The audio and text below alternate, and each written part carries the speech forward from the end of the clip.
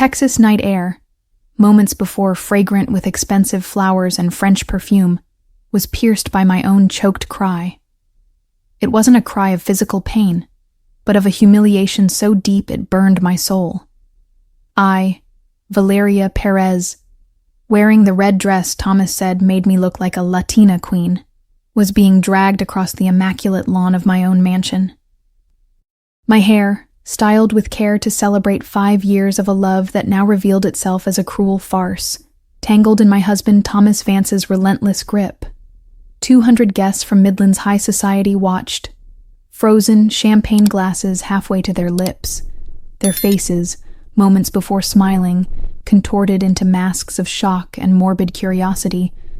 Thomas showed no trace of shame. Only a twisted smile, a cruel glint in the blue eyes that had once looked at me with supposed adoration. "You want to know the truth about my wife," his voice boomed, amplified by the crowd's deathly silence. He pointed at me, struggling to maintain dignity as I was dragged like an old rag. "She's a penniless Mexican I picked up from the gutter, and the gutter is where she's going back." My world shattered. Not just from the words, which stung like whips, but from the raw malice in them. Minutes earlier, I had confronted him in a corner of the garden. I had seen the young blonde woman, Lauren White, maybe 25, with an unmistakably round belly. I had seen Thomas's hand stroking it. My simple question, "Who is she, Thomas?" had unleashed hell. Thomas's answer was a direct blow to the heart. "Ah, Valeria, finally. I want you to meet Lauren, my real woman. She's pregnant with my son, something you could never give me in 5 pathetic years." He introduced her not discreetly, but with a repulsive pride, as if showing off a trophy. Lauren, with a nervous, triumphant smile, clung to Thomas's arm, her 7-month belly undeniable proof of the betrayal. The humiliation continued, public and merciless. Thomas dragged me past the infinity pool, past the elegantly set tables, under everyone's gaze.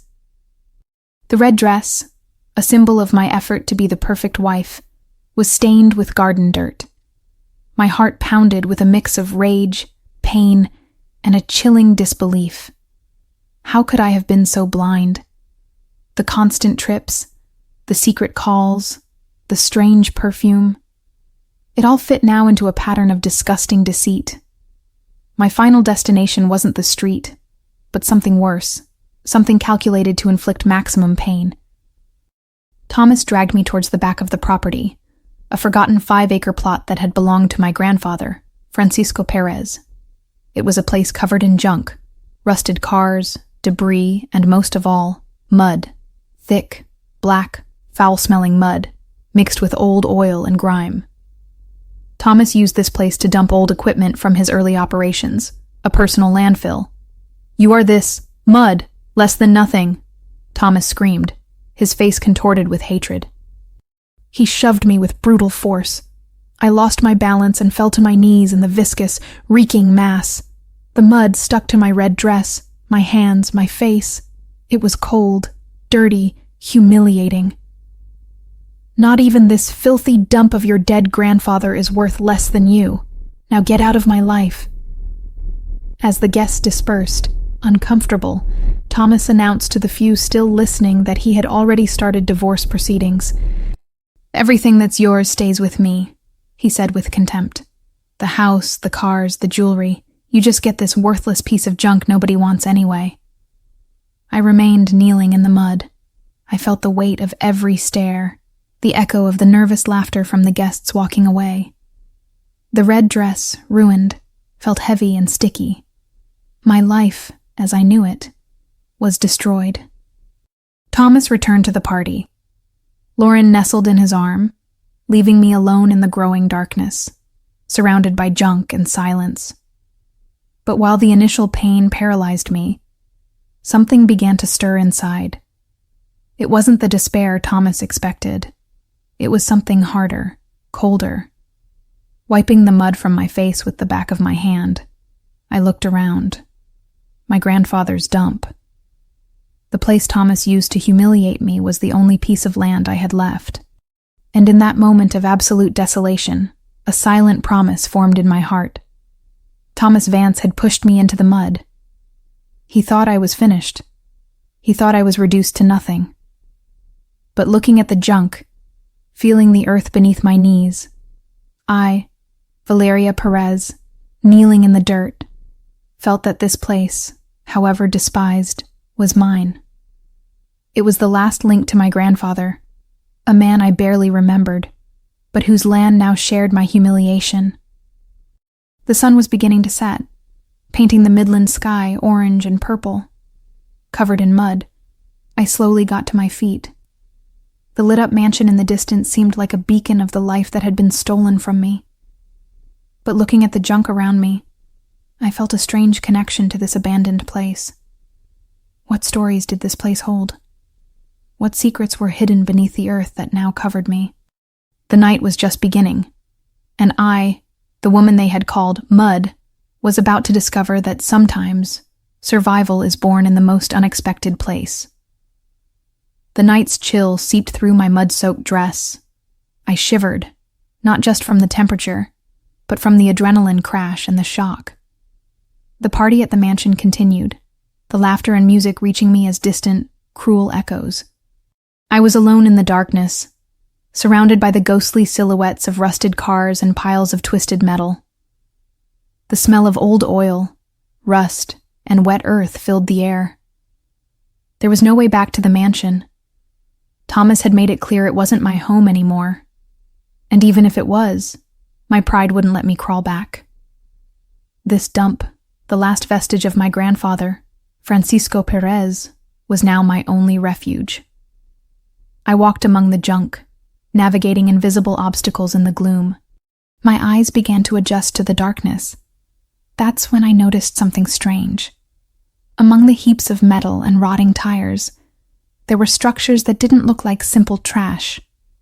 They were large, heavy pieces, with industrial shapes, thick pipes, metal bases, giant pulleys. Old equipment, yes, as Thomas had said, but from what? They looked like remnants of some past activity, long abandoned. A fleeting memory crossed my mind. My grandfather, Francisco. A quiet man, with strong hands and the smell of earth about him. I remembered him vaguely, sitting on a porch, drawing in a notebook. What was he drawing? I never knew. He died when I was very young. My grandmother, before she died too, only said that Francisco had been a man of the earth, that he understood its secrets. He had come to Texas fleeing something in Mexico, bringing little more than his knowledge and the deed to this land. But there was never talk of what he did here, how he lived, why this seemingly worthless land was the only thing he left behind. I reached a structure that seemed less deteriorated, an old silver Airstream trailer, rusted by time and neglect. The door was ajar. Cautiously, I pushed it open. The interior was dark and dusty, but it offered a roof. The smell of dampness and mold was strong. There was a small folded-up sofa bed, a tiny table, and a dirty kitchenette. It was miserable, but it was shelter. I went inside, closing the door behind me. I sat on the floor, leaning my back against a cold metal wall. The mud was drying on my skin, tight and unpleasant. I took off the red dress, now a stained ruin. I was left in my underwear, shivering even more. I found a dusty blanket on the sofa bed and wrapped myself in it. The silence of the night in the dump was oppressive, broken only by the distant hum of the city and the wind whistling through the metal structures. The tears, which I had refused to shed in front of Thomas and his guests, began to fall. I cried for the betrayal, for the humiliation, for the 5 lost years, for the life that had been stolen from me. I cried until there were no more tears left. When the crying stopped, only a chilling emptiness remained. I looked around in the darkness. This was my new home. A dump. Thomas had reduced me to this. He had called me mud and thrown me in the mud.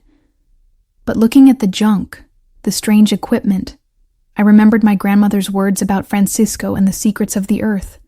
A spark, small at first, began to burn in the emptiness.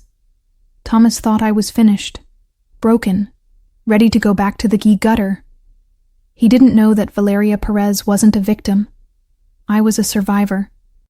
And this place, the last trace of my grandfather, the man who understood the earth, might hold more than it seemed. I got up, the blanket wrapped around me. I explored the small trailer with my phone's flashlight, miraculously intact. In a corner, under the sofa bed, I noticed a loose board on the floor. Curiosity drove me. With effort, I lifted it. Beneath, there was a cavity.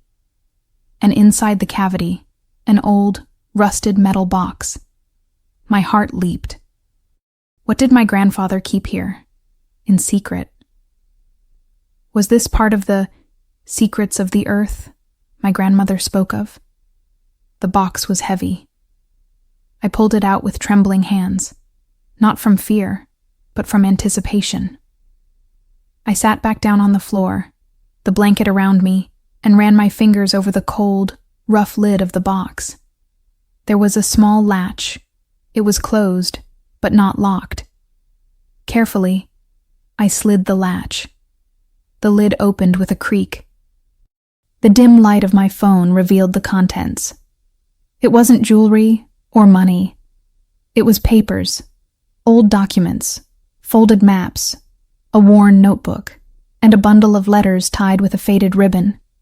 They smelled of old paper, earth, and something else, something I couldn't identify. As I held the box, a certainty grew inside me. My grandfather hadn't kept junk here. He had kept something important, something Thomas, in all his arrogance, never bothered to look for. The humiliation of the night, the pain, the rage, it all channeled into a fierce determination. Thomas had thrown me into the mud believing I was worthless. But perhaps, just perhaps, my grandfather's mud held the key to understanding who he really was. Carefully, I took the worn notebook from the top of the papers. The first page had neat, elegant handwriting. It was my grandfather's hand. And what was written there was the beginning of a mystery I was determined to solve. The phone light trembled in my hands as I read. The notebook wasn't a personal diary, but a meticulous record, filled with notes and diagrams that at first seemed incomprehensible. Strange symbols, intersecting lines, numbers. It looked like some kind of technical or scientific work, but I, whose education had focused on arts and home economics, had no idea what it was about. The metal box was a treasure trove of information, though its immediate value wasn't clear. There were maps, yes, of the Midland area, but they were covered in markings I didn't recognize. There were old official documents, exploration permits dated in the 70s in Francisco Perez's name, but I didn't understand what kind of exploration. And then there were the letters. The letters were from my grandfather to someone in Guadalajara. Reading them was like piecing together a puzzle of an unknown past. They mentioned the situation in Mexico, the need to protect Valeria and her mother, and the painful decision to leave everything behind for their safety. They spoke of cousins in Guadalajara who might help if something happened to him. The family history I knew was incomplete. My grandfather didn't just flee, he fled to protect us, leaving behind a life and, apparently, a family. The letters were filled with love and concern for me and my mother, a side of my grandfather I never knew. But the letters also contained references to his work here, in Texas. They spoke of a project, of the land, of the need for time and capital. Francisco was clearly focused on something related to this land, this humble piece of earth that Thomas despised. There was a persistence in his writings, a conviction that this place was important for his work, though he didn't explicitly say why or what he was looking for. I spent hours reading, rereading, trying to decipher the purpose of these documents. My mind, previously occupied with organizing parties and perfecting the home, opened to a new world. I remembered Thomas's condescending words. "Leave that to the men, darling. You just need to be pretty and support me." Thomas had underestimated me for being a woman, for being Mexican, for being just his wife. He never imagined I could be interested in anything beyond the surface. My grandfather's papers were a fascinating mystery. What did the diagrams mean? What was my grandfather looking for with those exploration permits? Why did he keep all this a secret, hidden under the floor of an abandoned trailer? There was no clear revelation of wealth, no explicit mention of oil or black gold, in a context I could yet understand. Only the certainty that my grandfather had dedicated a significant part of his life to this place and to a project he never completed. I looked through the open door of the trailer, into the darkness of the dump. The rusted equipment Thomas had thrown out now looked different. Were they perhaps my grandfather's first attempts at exploration? Tools from an interrupted dream. The junk took on a new meaning, not just as a symbol of my humiliation, but as vestiges of a past I needed to unearth. The papers revealed that Francisco couldn't complete his project. The letters hinted at financial problems, perhaps related to his escape, and a lack of resources. He died before he could make whatever he was looking for a reality. The land remained, forgotten, inherited by me without my knowing anything of the history behind it. And Thomas, the oil magnate, the man who built his fortune, had been so blind, so arrogant, that he never realized this land, which he considered useless, had a history, a hidden purpose. He had thrown his wife and her dreams onto the only place that truly had a link to her past, a place that held her grandfather's secrets. A slow, cold smile spread across my face, still smudged with dry mud. Thomas wanted me back in the gutter, but my grandfather had left me, literally, a box full of mysteries. The humiliation transformed into fuel, the pain into determination. The metal box contained not just old papers, but a legacy of mystery and persistence, a legacy from a man who understood the earth in a way I didn't yet grasp. I knew this was just the beginning. I had the information, but I needed help to fully understand it, and, more importantly, to find out if my grandfather's unfinished work had any real value. Who in Midland, a city dominated by powerful men like my ex-husband, would help a penniless Mexican woman who appeared out of nowhere with a box of old papers found in a dump? I needed an ally, someone who knew the law, the business world, and, crucially, wasn't afraid of Thomas Vance. As the first rays of dawn painted the sky, I was still poring over the documents in the dim light of my phone. My fingers were stained with dirt and ink. My body ached from the cold and the hard ground, but my mind was buzzing. The sheer volume of information was overwhelming. But amidst the technical diagrams and faded letters, something caught my eye. Tucked inside the worn notebook was a small, brittle business card. It was for a law office in downtown Midland. William Carter, attorney at law. Scrawled on the back, in my grandfather's familiar, elegant hand, were just 2 words: trustworthy, help. My heart pounded. My grandfather, anticipating trouble perhaps, or simply wanting to ensure his work wasn't lost, had left a breadcrumb, a link to someone he trusted. Could this William Carter still be practicing? Would he even take a call from someone like me, looking like I'd crawled out of a ditch? Hesitantly, I pulled out my phone. It was still early, barely past 6 a.m., too early to call a law office. I wrapped the blanket tighter around myself and waited, watching the sun rise over the rusted landscape that was now my world. The dump, in the light of day, looked even more desolate. Piles of twisted metal, broken concrete, the skeletal remains of old machinery. It was hard to believe this place held any secrets worth uncovering, let alone a fortune.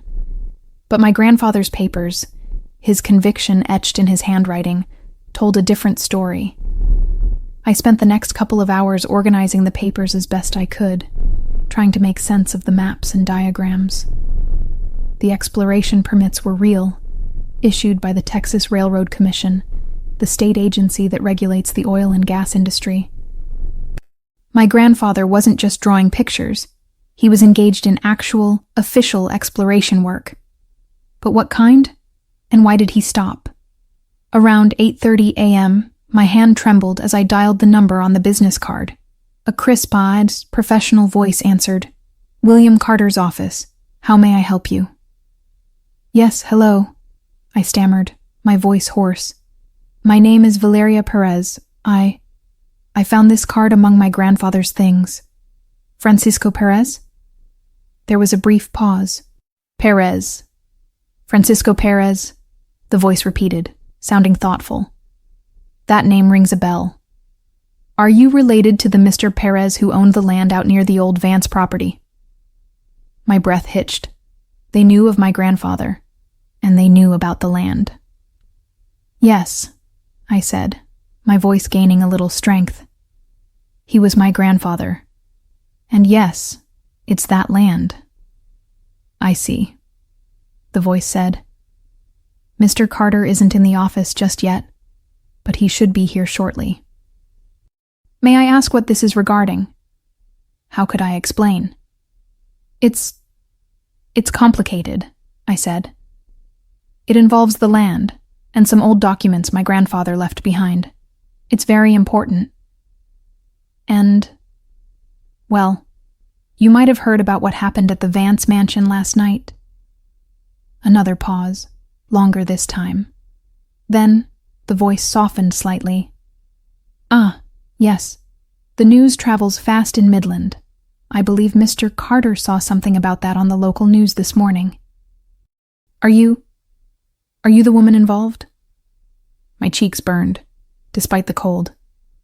"Yes," I whispered. "That's me." "Understood," the voice said, now sounding more sympathetic. "Please hold for just a moment, Ms. Perez.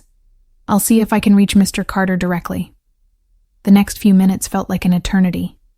I huddled in the cold trailer, the phone pressed to my ear, listening to the sterile hold music. Had I made a mistake? Would he dismiss me as a crazy woman covered in mud, showing up with old papers from a worthless dump? Finally, the voice returned. "Ms. Perez, Mr. Carter is on the line. Please go ahead." A new voice, deeper and calm, spoke. "Ms. Perez, this is William Carter.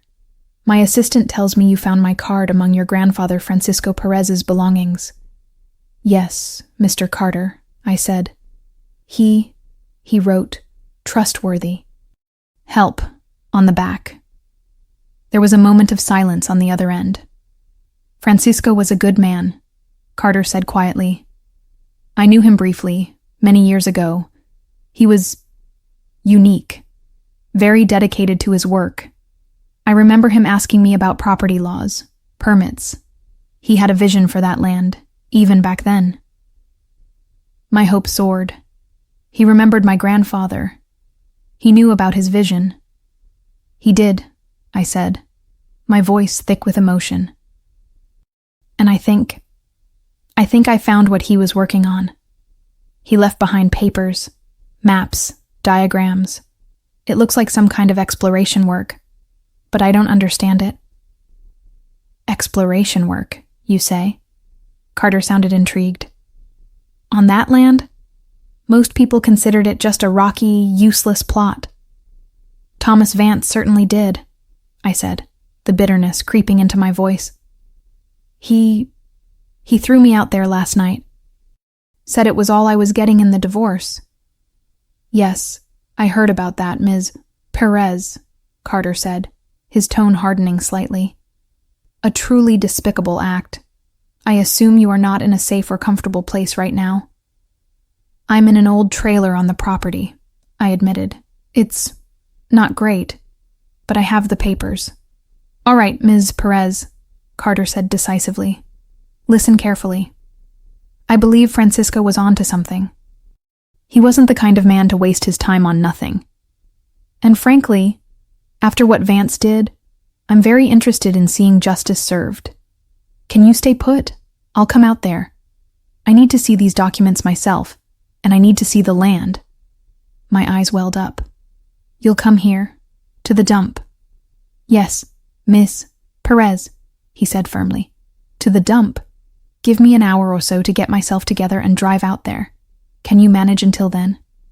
Yes, Mr. Carter, I said, relief washing over me. I can manage. Thank you. Thank you so much. Don't thank me yet, he said. We have a lot of work ahead of us. But if Francisco Perez left something important on that land, we're going to find it. See you soon, Ms. Bauman Perez. He hung up. I lowered the phone, my hand still shaking. Help was coming. An ally, sent by my grandfather from the past.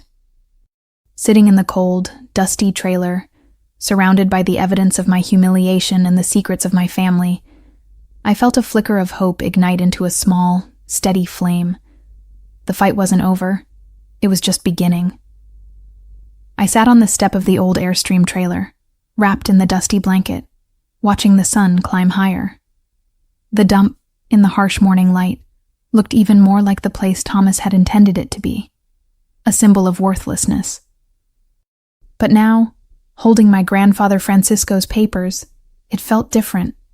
It felt like a challenge. Just over an hour later, a black sedan, looking completely out of place, slowly navigated the rutted track leading into the property. It stopped a few yards from the trailer. A man in a sharp suit stepped out. William Carter. He was older than I expected, maybe late 50s or early 60s, with kind eyes and a firm jaw. He looked around the dump, his gaze lingering on the rusted equipment and the trailer, but his expression remained neutral. He walked towards me. I must have looked a sight, covered in mud, hair tangled, wrapped in a dirty blanket. I felt a fresh wave of embarrassment, but I pushed it down. This wasn't about appearances anymore. Ms. Perez, he said, his voice calm and professional, just like on the phone. Mr. Carter, I replied, getting to my feet, the blanket falling slightly. He didn't flinch at my appearance. He simply nodded. Thank you for trusting me enough to call. May I see the documents? I led him into the cramped, dusty trailer. He didn't comment on the state of it. I carefully took the metal box from its hiding place and handed it to him. He opened it and began to examine the contents with a quiet intensity. He spent a long time on the notebook, tracing the diagrams with a finger, then comparing them to the maps. He unfolded the old permits, reading them carefully. Remarkable, he murmured after a while, looking up at me. Francisco was ahead of his time, perhaps. These aren't typical exploration notes, his methodology. It's unconventional. But the permits are real. They give him, and by extension, you, the legal right to explore this specific plot for minerals, including oil and gas. Relief flooded me. So, the land, it's really mine? Thomas can't just take it? Carter closed the box. The land was legally transferred to you upon your grandfather's death. Thomas's claim that it's all you're getting in the divorce is legally sound in terms of the divorce settlement he wants, but the ownership of this specific property is separate. It's yours, free and clear, inherited directly from Francisco. Thomas may try to argue its value in the divorce, but he can't take ownership of it. He paused, a thoughtful look on his face. And based on these documents, its value might be far greater than anyone, especially Thomas, ever imagined. He looked around the trailer again, then out at the dump. Francisco was a smart man. He hid his work in plain sight. Thomas, in his arrogance, saw only junk and a place to discard things. He never saw the potential, the legacy. What do we do now? I asked. First, we secure these documents properly, Carter said. For they are your proof of ownership and your grandfather's work. Then, I need to do some legal digging. Confirm the status of these permits. Check for any liens or encumbrances on the property. Thomas is a powerful man. He will fight this. We need to be prepared. And the diagrams, the notes.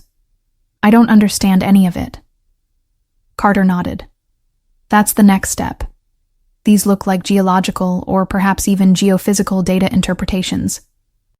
Francisco wasn't a trained geologist, but he clearly developed his own system. We need an expert to look at these. Someone who is not only brilliant, but also open-minded enough to consider an unconventional approach. And someone who isn't afraid of Thomas Vance. Finding such a person in Midland, a town dominated by the very industry Thomas controlled, seemed like a daunting task. But looking at William Carter, a man who had come to a literal dump to help a stranger based on a faded business card and a grandfather's dying wish, I felt a surge of confidence. I wasn't alone anymore. The unlikely alliance had begun. Finding the right expert wasn't easy. William Carter made inquiries discreetly. Many geologists in Midland had ties to Lone Star Energy or other major players who wouldn't risk offending Thomas Vance. But Carter had a reputation for tenacity. He finally found someone, Dr. Michelle Wong. Dr. Wong was a consulting geophysicist with a reputation for taking on challenging cases and a healthy disregard for corporate politics. She was known for her sharp mind and her ability to see patterns others missed. When Carter contacted her, explaining the situation and the nature of my grandfather's papers, she was initially skeptical. "That unconventional methodology from a self-taught man," she'd said over the phone to Carter, as he later recounted to me. "In the Permian Basin, most likely a wild goose chase." But Carter had been persistent. He convinced her to meet us, not at her office, but at a neutral location, a quiet diner on the outskirts of town. I brought the metal box. Dr. Wong, a woman with piercing eyes and a no-nonsense demeanor, examined the documents. She spent hours poring over the notebook, the maps, the diagrams. She asked me questions about my grandfather, about his background, anything I could remember about his time on the land. As she studied the papers, her initial skepticism seemed to fade, replaced by a growing fascination. She would mutter to herself, pointing at diagrams, comparing them to the maps. His seismic interpretation. "It's crude, but there's a logic here," she said at one point. "Look, he's correlating surface anomalies with subsurface structures in a way I haven't seen before. It's intuitive."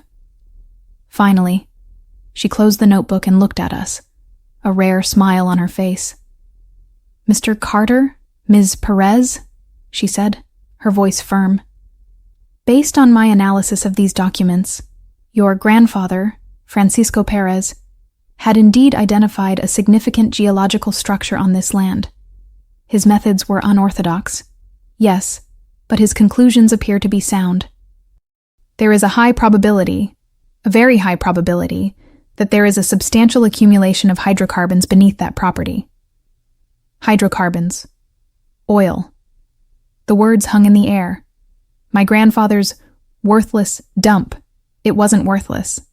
It was potentially sitting on a fortune. Tears welled up in my eyes, not of sadness, but of vindication.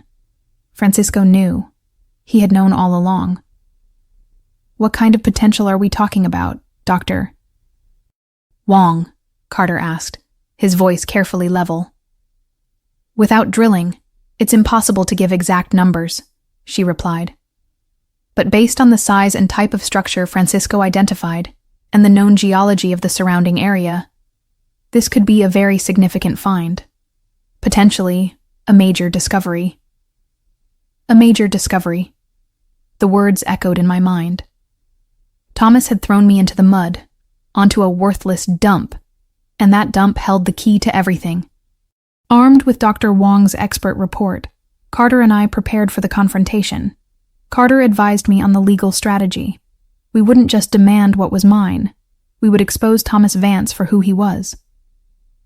Carter scheduled a meeting with Thomas and his legal team, ostensibly to discuss the divorce settlement regarding the land. We met in a conference room at Carter's office. Thomas strode in, accompanied by his slick lawyer, a man named Sterling who looked like he hadn't lost a case in his life. Thomas wore his usual mask of arrogant confidence, but there was a flicker of annoyance when he saw me, clean now, dressed simply but with dignity, sitting beside William Carter. "Valeria," Thomas said, a condescending smirk on his face, "decided to get a lawyer? And William Carter, no less. Slumming it with the less fortunate clients, are we?" Carter didn't react to the insult. "Thomas," he said calmly, "we're here to discuss the property inherited by Mrs. Perez from her grandfather, Francisco Perez." "Ah, the dump," Thomas sneered. "Yes, I've already made my offer. It's worthless. She can keep it. It's all she deserves." "Is that so?" I spoke for the first time, my voice steady despite the tremor in my hands. Thomas looked surprised that I dared to speak. "You think it's worthless, Thomas? You, the great oil man, couldn't see what was right under your nose?" Thomas laughed, a harsh, unpleasant sound. "What are you talking about, Valeria? Found some rusty pipes and think you're a wildcatter now." Carter slid Dr. Wong's report across the table. "This is a report from Dr. Michelle Wong, a highly respected geophysicist. She has analyzed the exploration data left by Francisco Perez." Thomas's lawyer picked up the report, his eyes scanning it. His expression changed from bored to wary. Thomas leaned over, trying to read it.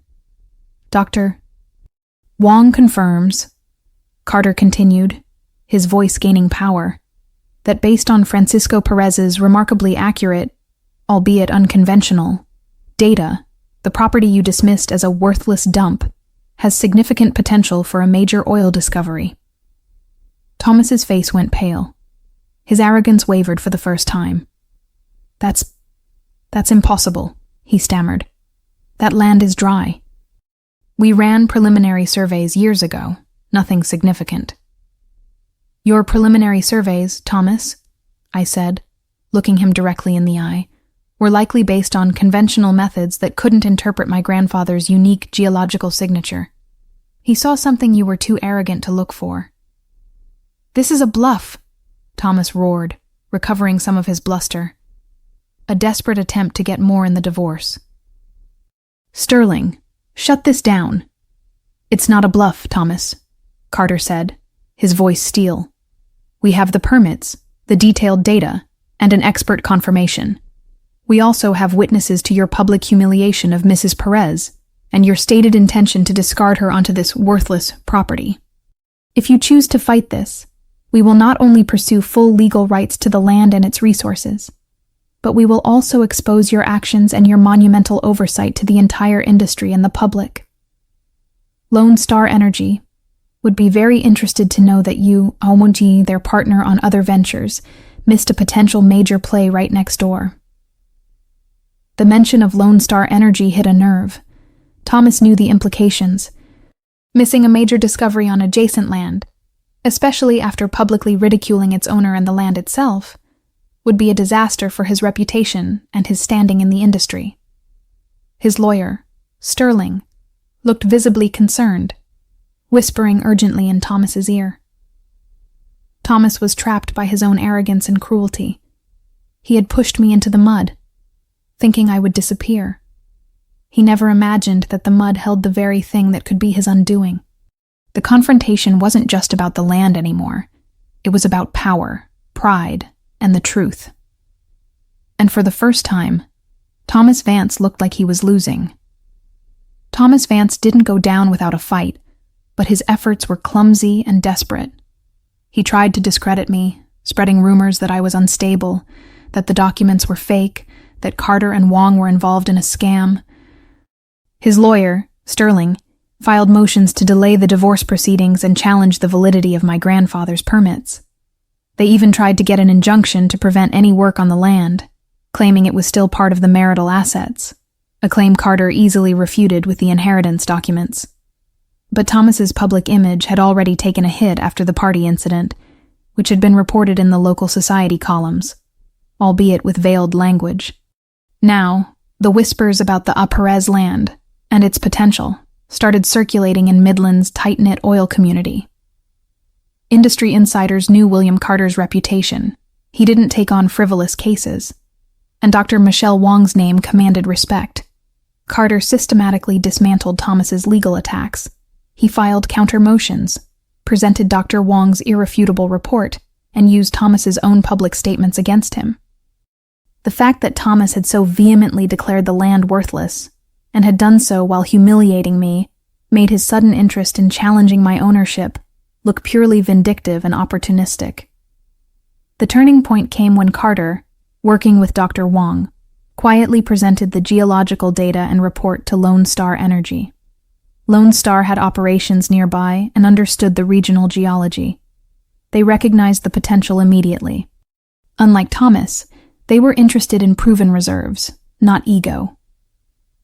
Lone Star Energy, a major player, didn't appreciate the instability and negative publicity surrounding Thomas Vance.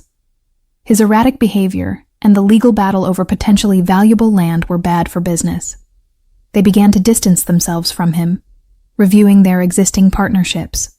Facing mounting legal costs, increasing pressure from Lone Star, and the growing certainty that the land was indeed valuable, Thomas's position became untenable. His attempts to smear me backfired, earning him more public scorn. His financial situation, already leveraged, became precarious as his reputation suffered and potential deals dried up. Sterling, seeing the writing on the wall, reportedly advised Thomas to settle. Carter negotiated on my behalf. The divorce settlement was revised significantly. I kept the land free and clear and received a fair share of the marital assets, reflecting the 5 years I had contributed to building Thomas's life and fortune. More importantly, Thomas was legally barred from challenging my ownership of the land or interfering with any future operations there. His downfall was swift and public in the close-knit world of Midland oil. He lost key partnerships, faced investigations into some of his past business practices, prompted, perhaps, by information quietly shared by those he had wronged, and his reputation was in tatters. Lauren White reportedly left him shortly after, taking their child. With the legal battles settled and Thomas Vance neutralized, I focused on the future of the land. Lone Star Energy was eager to move forward. Carter and I met with their executives. They were impressed by my grandfather's foresight and my determination. We negotiated a partnership. Lone Star would fund the drilling and development, providing the technical expertise and capital. In return, I would receive a significant royalty percentage on all production from the land, plus an upfront signing bonus. It was a lucrative deal, structured to provide long-term financial security. Signing the contract with Lone Star Energy felt surreal. A few weeks ago, I was kneeling in the mud, my life in ruins. Now, I was sitting in a corporate boardroom, signing a multi-million-dollar deal based on my grandfather's hidden legacy and my own resilience. William Carter sat beside me, a quiet smile of satisfaction on his face. He had been more than a lawyer. He had been a true ally. As I left the Lone Star Energy building, I looked back at the Midland skyline. Thomas Vance's office was in one of those towers. He had built his empire on ambition and ruthlessness. I was building mine on legacy, resilience, and the secrets hidden in the earth my grandfather loved. The worthless dump was about to become the foundation of my new life. The transformation of the 5-acre plot was rapid. Lone Star Energy moved in with their equipment, trucks, cranes, and the towering structure of a drilling rig. The noise and activity were a stark contrast to the silence and decay that had defined the dump for years. I visited the site often, watching the process with a sense of awe and anticipation. Dr. Michelle Wong was also frequently on site, overseeing the geological aspects, fascinated to see her analysis confirmed in real time. She explained the process to me, pointing out rock formations, explaining the drilling logs. I was a quick study, eager to learn about the industry that was now so central to my life. Finally, the day came. The drilling reached the target depth identified by my grandfather's data. There was a palpable tension on the rig floor. Then, A cheer erupted. They had hit pay dirt, oil, not just a little, but a significant flow. The worthless dump was a producer. Standing there, watching the crude oil flow to the surface from the land my grandfather had cherished and Thomas had despised, felt like the culmination of a long, difficult journey. It wasn't just about the money. It was about vindication. It was about honoring Francisco's vision. It was about proving Thomas Vance, and everyone who had ever underestimated me, wrong. News of the discovery spread quickly through Midland. A major new well on a previously overlooked plot of land. The story of how the land was acquired, of the public humiliation and the hidden legacy, became local legend, i.e., the woman Thomas Vance had called Mud became a figure of fascination and respect. I didn't disappear into quiet wealth. Inspired by my grandfather's unconventional approach and my own experience, I decided to stay involved. I worked closely with Lone Star Energy, learning the business from the inside. I used my newfound resources to invest in other promising, often overlooked, projects. I became an advocate for women in the male-dominated oil and gas industry. I also established a foundation in my grandfather's name, dedicated to supporting education and entrepreneurship in the community, particularly for those from disadvantaged backgrounds. I wanted his legacy to be more than just the oil he found. I wanted it to empower others, just as his hidden work had empowered me. The old Airstream trailer remained on the property, a reminder of where I had started this new chapter. The rusted equipment was cleared away, but the land itself was treated with respect. It was no longer a dump, but a source of prosperity, a testament to the secrets the earth can hold. Sometimes, I would walk the land, feeling the Texas sun on my face, the same sun that had set on my humiliation that night. I would think about Francisco, the quiet man who understood the earth's secrets. I would think about Thomas, whose arrogance had cost him everything. And I would think about the mud. He pushed me into the mud. He thought he was burying me. But he didn't know that some seeds need to be buried in the dark, in the dirt, to grow. The mud didn't break me. It grounded me. It connected me to my grandfather's legacy, and to the strength I didn't know I had. My life wasn't the one I had planned, the one I had tried to build with Thomas.